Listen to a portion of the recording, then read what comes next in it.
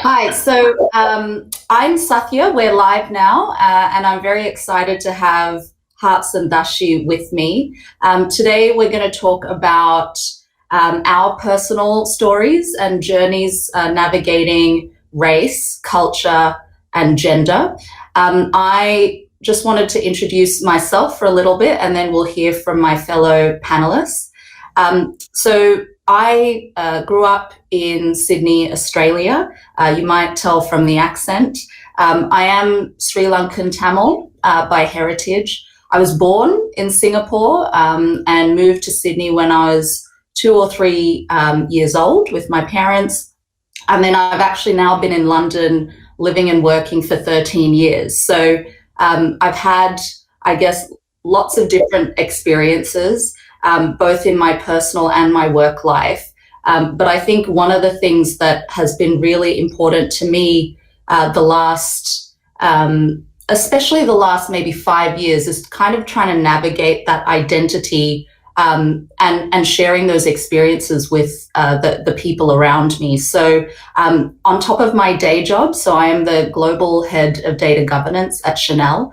On top of that, I actually last year founded a grassroots community organization, which is called My Skin, My Story. And that was really kind of a culmination of me thinking about my own personal journey, but also trying to get connection with other women, especially that had similar experiences to me, but perhaps unique journeys. So I very much identify not just as a Sri Lankan Tamil woman, a brown woman, but also as a woman of color, because for me, growing up where I didn't always spend time with girls and women from my own community. In fact, sometimes I felt a little bit uncomfortable within my own community because I was trying to navigate, I guess, Western culture while trying to understand how I fit into it with my heritage. So that's been a really interesting journey. And through My Skin, My Story, I've been having amazing conversations about what identity means in life and in work. And I think also for me, I've become more confident kind of sharing my story. So today, we're going to get kind of personal and professional with our stories. This is going to be really informal, really casual. I would love to hear your reactions in the chat if anything we're saying kind of makes sense to you and especially resonates. And if you've got specific questions you want to ask me or our panelists, please use the Q&A function because we also want to hear from you. But I will start with Harps. Hi, good morning, everyone. My name is Harps. I'm born in the UK. I live in London. My heritage is Sikh, so I'm a proud Sikh. And I'm a qualified accountant. I've been working in finance for over 20 years. I'm coming up to being 47, and I guess my story, I'm going to take you straight to the start.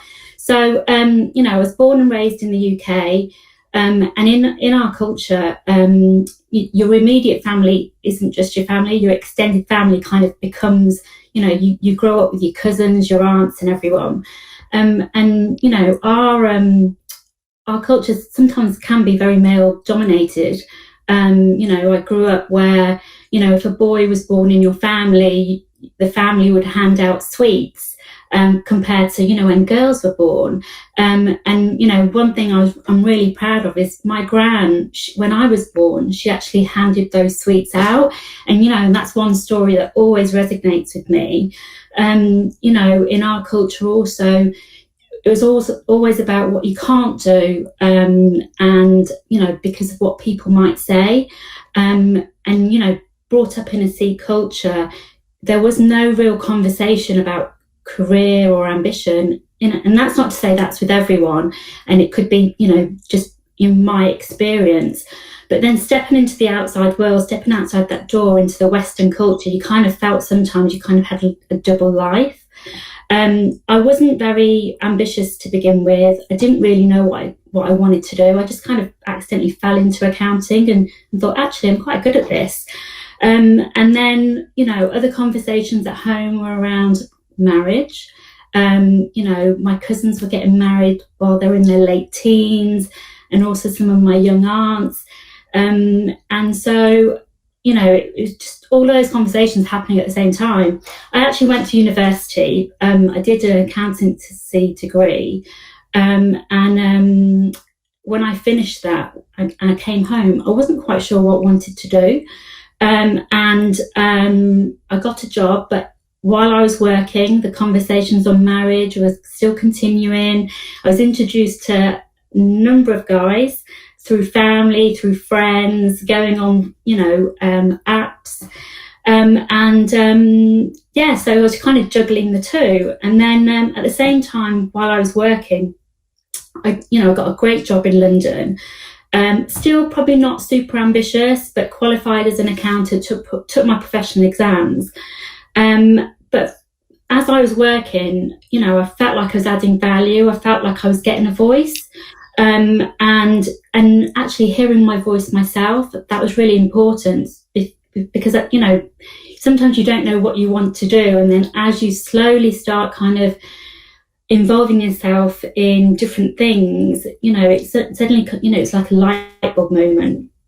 And slowly, as I was going through my career, my ambition grew. But, my Eastern culture kind of still was going on at the same time. So, at functions, people were looking at my finger, are you married? When are you going to get married? And, there was 8 of us that grew up together. That included my siblings and my cousins. And I was the eldest, and the youngest was 10 years younger than me. Everyone got married before me. And that didn't really bother me. I was happy for them. I became more and more ambitious, and kind of career became my focus. And that came with its own challenges. I moved from company to company, and I spent a long time there. And the challenge that I found was actually progressing. So I had all of this experience, but nothing was I wasn't moving up the ladder like most people would want to do. And, I kept fighting and challenging, and more so with myself more than with anyone else. It was kind of became an inner demon in me. And then I finally got to, a good place, and I felt like I was making a difference. I was getting a lot of exposure with the exec. I was winning awards. I was adding value, and put on a senior leadership program. I got married at 43, which, is in our culture is really unheard of. And, I'm happy. It does come with its own challenges, but, I felt like actually all the ducks were in a row. And then out of nowhere, I was told that I needed an emergency surgery. So that, I was diagnosed with severe endometriosis, which I'm not sure many people have heard of, but also with a rare blood cancer. And, that kind of threw me a little bit. I was in intensive care for a few days. I was in hospital. And, prior to that, I'd really got myself into a good place with work-life balance as well. And when I went back to work after my operation, it was really hard. It was trying to then get back that drive, get that recognition. I felt like a little bit that I had to start again. The ambition was still there to progress. And that's the bit that I've struggled with, I think, the most. I've left my last organisation, through redundancy. But in the last few months, especially with COVID, I've had real time to reflect on what I want to do, where I want to go. But in that time, I've met a great network of people that have been on similar journeys as myself, especially with you, through My Skin, My Story, Sathya. I was saying to Dharshi before that actually going through that network, I've actually reconnected with other people that I used to work with, people of colour, and listening to those amazing stories, and also knowing that actually I've not been through those challenges alone. Other people have gone through those as well, and sharing those stories. So where I'm at now is I'm looking for my next challenge. My motivation, my ambition is still there. I don't think that will ever go. And one thing I want to share with my nieces and nephews is to have that drive. I want to be a mentor. I want to, make sure that they're obviously chasing their opportunities, chasing that dreams. And sometimes it can take a little bit longer. I'm still chasing mine, and I'm coming up to 47. So, and I guess that's where I am now. Thank you so much, Harps, and for being so honest and vulnerable, because I think also just reflecting on what you've said, I think there is something that's starting to shift within organizations where we're allowed to bring more of ourselves and the personal challenges. And I think COVID has been part of it, where actually, it's a daily, weekly thing where managers are checking in on people's well-being, their health, as well as what's going on at work. And I think it's really important that you shared that actually we can all have career disruptions. As women, it could be having a family, it could be health things, it could be like what I'm doing, which is I wanted to create something outside of work that has become really important to me. So I think knowing that we don't have to follow a certain path is something, at least for me, as an immigrant kid, as a brown woman, I feel like our parents really want to instill the safest, fastest path to success. And it comes out of a place of love and care, and maybe a bit of fear that, the world isn't built for us to succeed necessarily.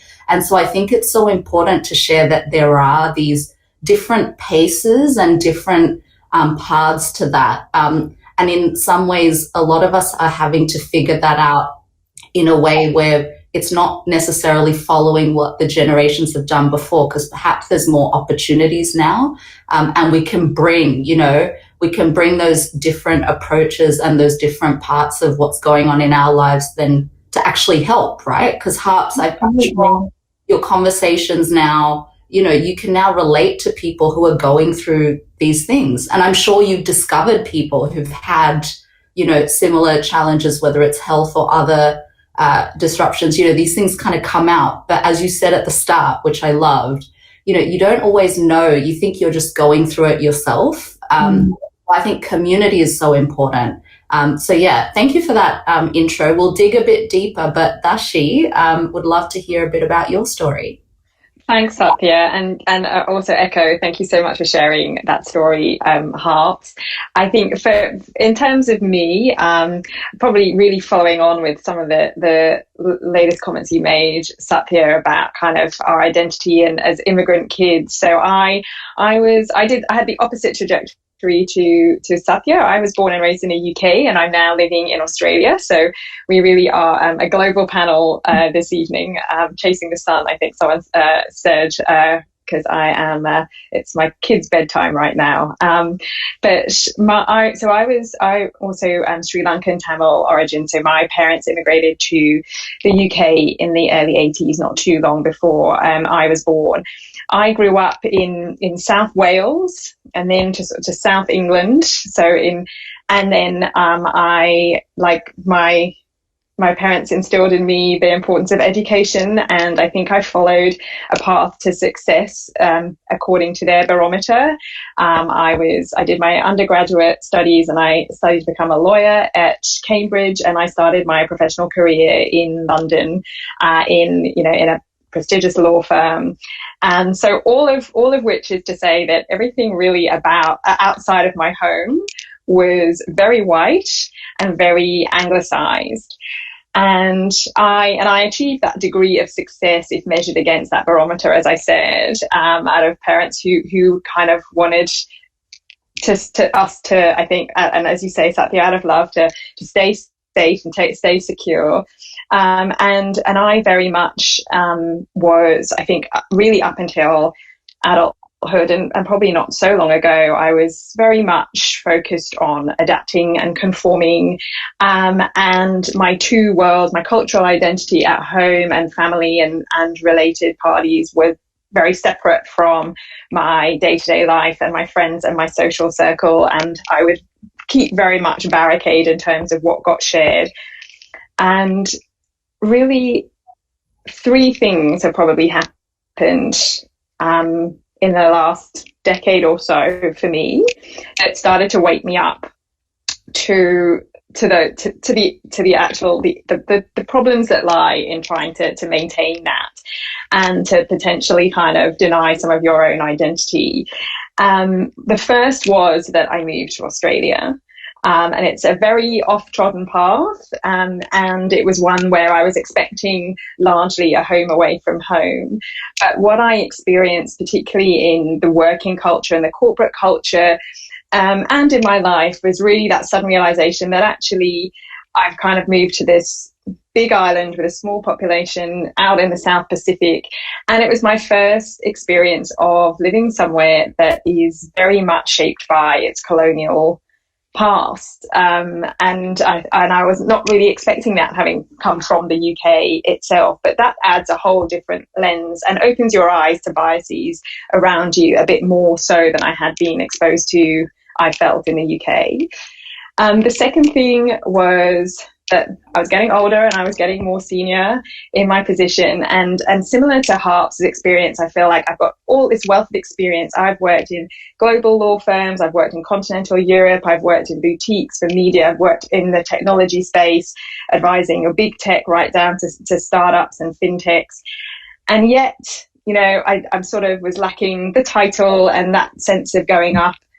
And you start to notice more that above me and around me were less, if any, people that looked like me, women of colour, or really any great diversity outside of kind of a fairly homogenous white male-dominated environments, both corporate and law.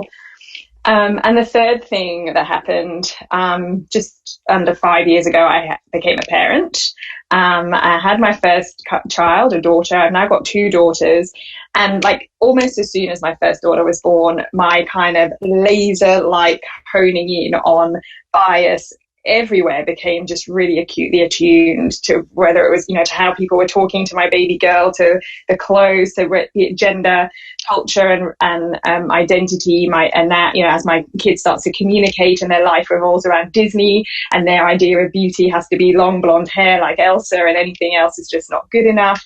These things started to resonate with me in a way that really forced me to reflect on how, despite being, you know, having sort of perceived success, thinking of myself as a fairly confident, outspoken woman, that actually I probably had really manipulated myself into the spaces and tried to play a game, and that in that corporate culture that I felt forced me to make a choice between being authentic and doing what you have to do for success.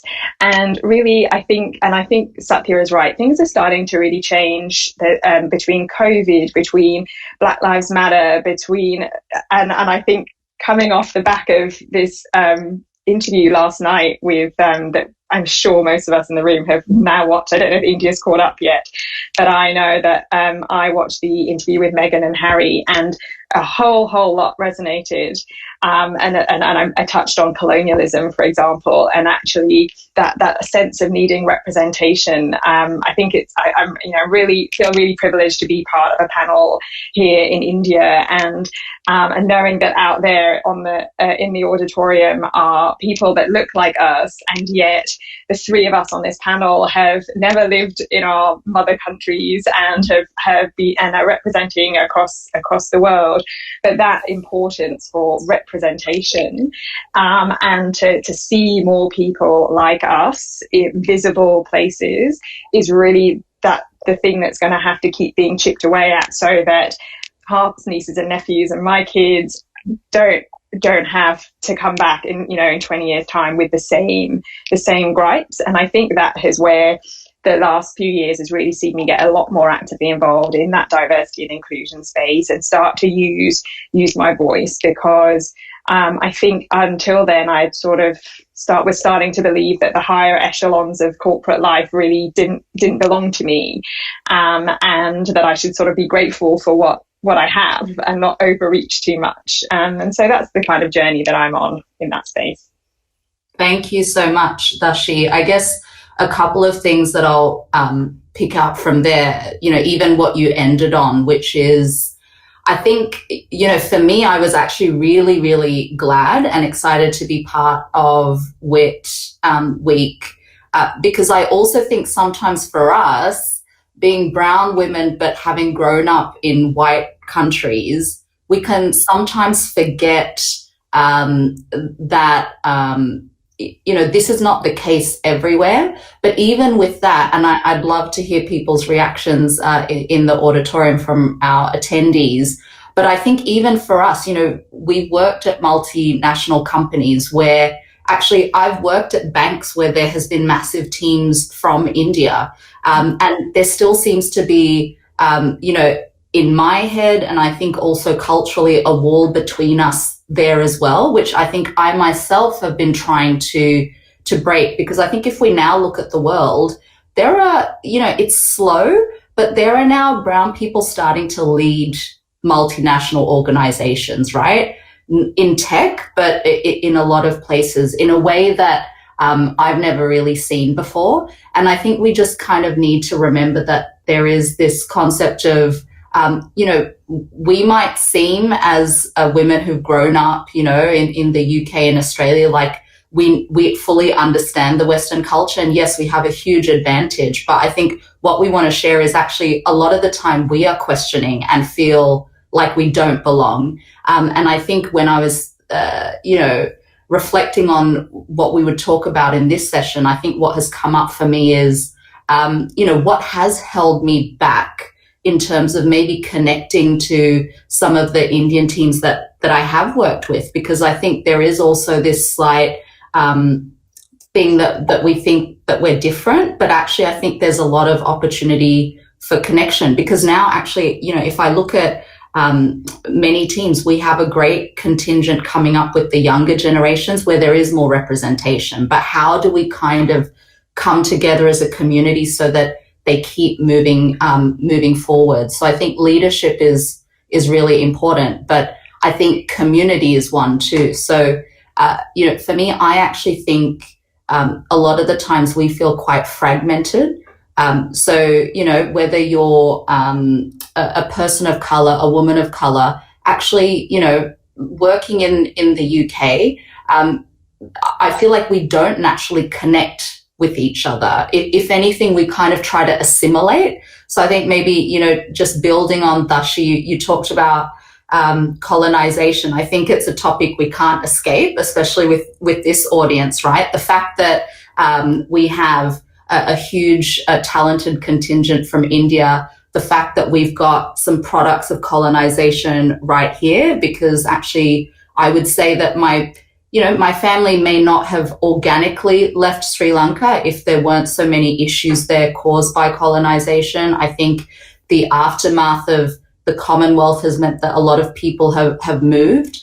And so I think in that way, there's also that fragmentation of our culture. And I think the microcosm of that is when we're at work and we still kind of feel quite disconnected to each other. So an example I always try to share is when I moved to the UK, and I think this is much easier than what Dharshi did moving to Australia because it's a much smaller population. But if you're Australian, no matter what colour you are, if you're Australian and you move to London, there is a huge Australian community ready and waiting to embrace you, to take you to the pub, to dress up on, Australian sporting days and big things. And I would reflect and I thought it's so interesting that my Australian side is something that even, all the white English people, that's the first second I would speak, they would want to engage with my Australianness. But then, we would never get to the topic behind, my skin.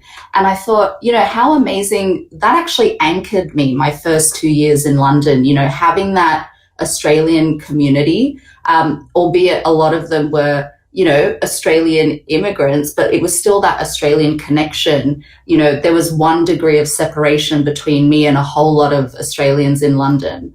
And I thought, we don't really have that sense of community from a cultural standpoint, other than what we inherit from our parents. And I think it's an interesting thing that for some of us, that doesn't feel as organic and natural as, say, our friendships. And I think what's really interesting is, how do we try and bring some of that connection into our workplaces? So I know there's a lot of conversation around STEM networks. There's conversation around, women networks, people of color networks. But I think my point is, we all need to find the community that works for us.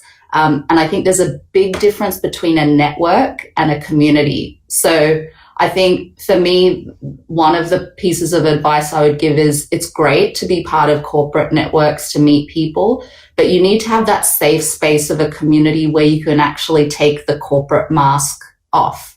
So I've just seen a question come in. As a woman of color, I feel my ability is discounted even before I can prove myself.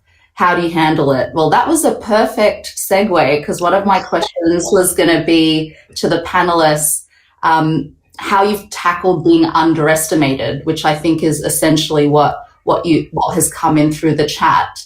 And maybe it's not just underestimated, maybe it's immediately being overlooked, or I think sometimes there's this feeling of invisibility, like you're not even being considered in the game, right? It's not whether you're being chosen to play. Do they even know that you're there, ready and waiting on the bench? I don't like sports, so I don't know why I did a sports analogy, but you get my point. So maybe Harps, if you can share how you've tackled that.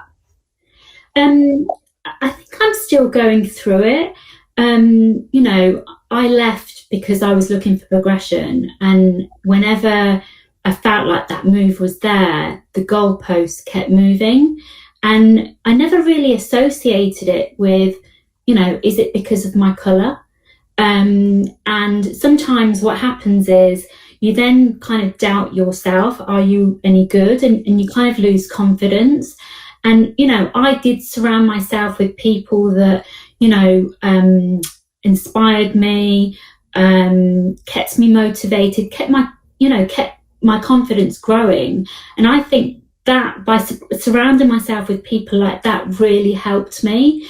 Again, listening to their stories, and actually just thinking about myself. So, I made a decision to take voluntary redundancy so that I could actually look at what else I could do, whether I still wanted to stay in finance. I really enjoyed the development side, mentoring teams. So I'm actually now pursuing a coaching qualification. So it can open other conversations. It also gives you a time to reflect. Whether I dealt with the situation, I've had a lot of time to reflect, and what I've actually found is it's made me go back to, when I was probably younger, where there might have been other scenarios and question, actually, was that because of my colour? Why did they treat me like that? And I think that challenge is always going to happen, even with companies now introducing things like diversity boards, which is great. And I think it's a massive step forward. But what I'm finding is that actually a lot of those are driven by people of colour, and they're doing it on top of their day job. So, I always believe that, as a woman of colour, I always work hard. I work long hours. And then also being involved in something like that, you're doing it on top of you kind of really stretch yourself to try and get your voice heard. I think it's still a journey that I'm going on, and I think a lot of others are going on. Yeah. And for you. Look, I agree. I think it's a great question, but it is definitely a journey. And I have probably similar experiences to you, Harps. It's something that it kind of builds, and I touched on that fact that as I'm getting senior, I'm starting to notice that the goalposts keep seeming to shift, and I would think of myself as being able to seek feedback and ask, but you kind of get a lot of very subjective responses, and it starts to knock on your confidence. And the biggest thing for me in the last year in handling that has been about engaging with that community and just having that time to share those experiences with others that have had the same. And that really does help build your confidence, that can that filters into the professional world, because I do feel that I am incrementally making my voice a bit more strongly heard. The Harps raised an interesting issue on that diversity and inclusion point, because I in some ways I have benefited from using my identity in that way, in that D&I space, to also increase my profile in the organisation. And I know even in that kind of legal space, I kind of shoehorn diversity through the back door when I'm looking at new technology products, and we're looking at machine learning and AI, and I'm that non-homogenous face in the room to kind of raise issues over bias and how data is collected and these kind of things, and to sort of start that conversation so that it's then listened to in a business and commercial and professional context, albeit with diversity at its heart. But so I am very much on that journey to see what settles. But something that has really stuck with me is that need to be authentic, and it'll stick with some, it'll go down not so well with others. But I think that it's easier to keep chipping away that way, because, and then if you have your community to fall back on for that confidence and those kind of bolsters, I think that we'd start to pave the way for change, and to have more people sort of understand the labour that goes into having to just be that voice of a person of colour in the room, and the work that entails. And so it is very much a journey, and I think it's one that needs to be kind of felt and benefited from as a collective, and that's where that community comes in, because you can start to pull on what works for others on a more micro basis and let that grow organically. That's the hope. Yeah, and I think just to complement that, I think unfortunately we still have to expect that, right? Because I think our hope is that we are over time eradicating the fact that, you feel discounted because you're a woman of color from the start, before you've even had a chance. And I think there's two things, right?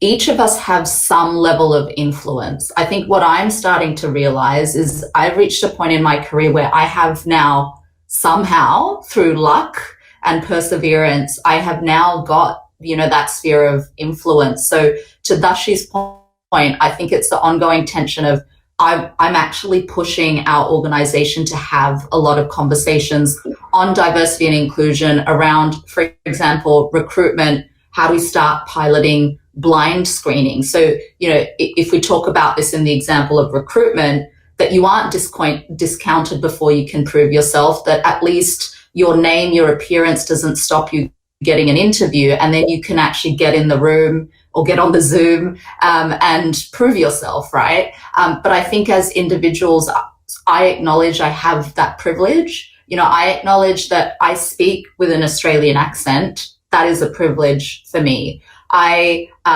grew up pretty middle class, so my parents and my family have experienced tough times, but in my direct living memory, I've never had to worry about money. That is a privilege. I can take a few more risks. So I think part of it is those that have those privileges, we need to take a bit more of the risk, and it's unfair, right? Let's be honest.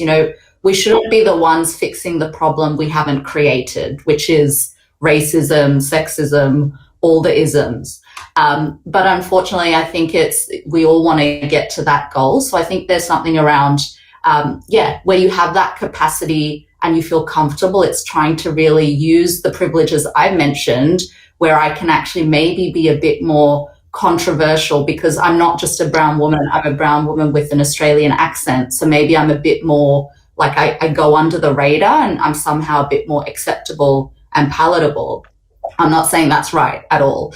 And then I think if you don't have that privilege, it's so important to find those other women of color. And I know it's scary and it feels awkward. And I think culturally we're not brought up to just be like, hey, introduce yourself to random people. But I really think we've reached a point where other women of color, they want to connect. It's just we've been trained to not really, just go over and talk to someone. So I think, unfortunately, yes, we can be super smart, super competent, work really hard, but those barriers are still there. So Dharshi's point of having that community you need to talk to someone to know that you're not going crazy. It's not you. Yeah, that's right. What are some of those hacks people have figured out to either just not get too down about it, or to at least try and get rid of that, to move around those obstacles? So I think that's really important. But Dharshi, I think you were going to jump back in. No, it's funny that it goes back to this colonial thing, because I certainly, and talking of privilege, my southern plummy English accent just goes so far in Sydney, and it's really, and that in and of itself was just like, wow, how entrenched are the Australian people into everything that is British, and that's why I think people, when they do interact, as soon as they hear my voice, they just see me as a Brit, and actually they don't really see my color. And again, if I'm on a phone call, like, no one would know any different if they couldn't see me. And so it's a really interesting point you make about using that privilege to an extent. But it's probably also a segue into Radhika's that, because I have to say, and I'm keen to discuss, I haven't really been able to discuss it with anyone because it came on Monday night, and then our time, and not with any of my Brits, so my Brits sort of were waking up to it this morning.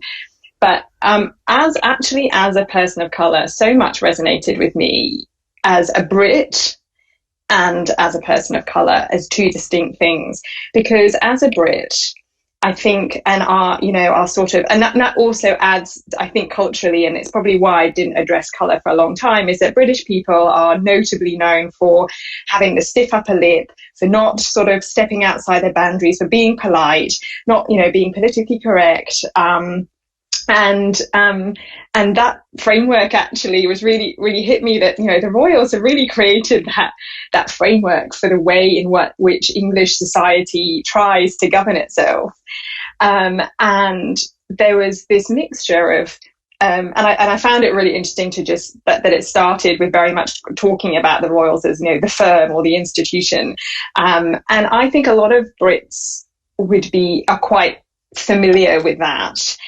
structure. And whilst it's whilst we like to maintain that brand, I think that a lot of us, or certainly I, was kind of not surprised by that sense feeling of being trapped that Meghan spoke about. And I think I remember when Kate and William were getting married, they ran polls before the wedding among women, and an extremely high percentage of British women would say no to the question of, would you like to marry a Prince Will or be part of the royal family, because we know that it's basically just giving up your freedom. And I've always joked that I'd last 5 minutes because I'd be shooting my mouth off at any given Sunday. And so as a Brit, I was a little struck by Meghan's naivety as an American, to have not had that understanding prior.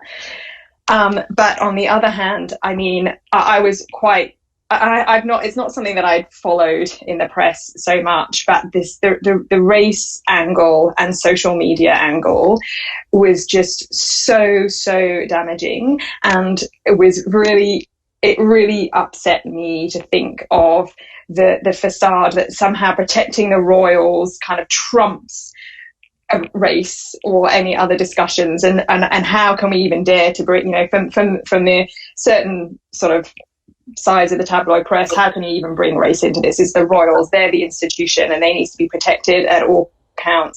And I left with an enormous sympathy for Meghan, and I left with an enormous sympathy for Harry, because I do see that fairy tale being that he was able to get out of that. And the reality is, I think at the end she said, do you have any regrets? And she said, I regret that I didn't know, because if I'd have known, I would have done something about it. Whereas I actually think that if you really knew, you wouldn't have gotten to that situation. But to Harry's, on the Harry side, if no woman that he really wanted to be with would let themselves join that family, he would also just have remained in that kind of world. And so I think her comments and their comments about the Australia tour and what she represented to colonies and the Commonwealth extremely resonated. And I think what has been happening post Black Lives Matter in particular, and again, I'm a little bit, I think Sathya and Harps might be a bit more tuned in from the UK, but we're really starting to deconstruct empire and what it means, and this notion that Brits are attached to, that, or the world might be attached to, that the royal family and aristocracy and seniority equates with whiteness. And it's really astounding that she could be seen and portrayed as such an imposter for her race. Yeah, so we've just got a couple of minutes left in the season. So I think, and we've got another question that we were kind of segueing into. So I think it's really important to say, from a Meghan and Harry perspective, I very much see it as the British public and media were always, because of sexism and racism, and they're never going to admit it, were demonizing her from the start.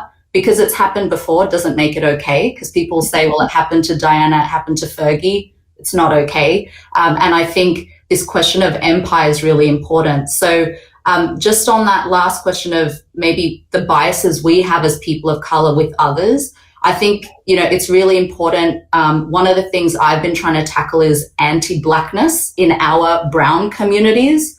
I mean, it walks through from direct, like literally don't marry a Black guy. That's the worst thing that could happen. Those direct comments to, trying to be fairer. And I think we have to start drawing the parallels that the empire, white being best, Black being worst, us being somewhere in the middle, trying to be white, and trying to still please, I guess, that Euro-centric viewer, I think is really important. So I think, yes, we need to start reflecting on our own biases. What I've started to do is, it's uncomfortable talking to my family and my parents about it. And I think we just need to keep pushing that forward. But thank you, everyone, for being with us. We could have talked for ages. And I just want to say, Harps, thank you. Like, what really stuck with me was your honesty, especially at the start. I've learned things about you. Dharshi, it's so funny. We've had like reverse lives, but we've always been really close. And I feel like, it's so enriching to hear these stories. And please, if you're a woman of color, I've put some links in the chat. Please join My Skin, My Story. I want us to be global and not just focus, as women of color in the Western world. I think having these dialogues are just so important. So Instagram, LinkedIn, mailing list, you've got all the links. Dharshi, Harps, thank you so much. I had tech problems at the start and they were worried I wouldn't be here, but we got here. And thank you so much. Thank you. Thanks, guys.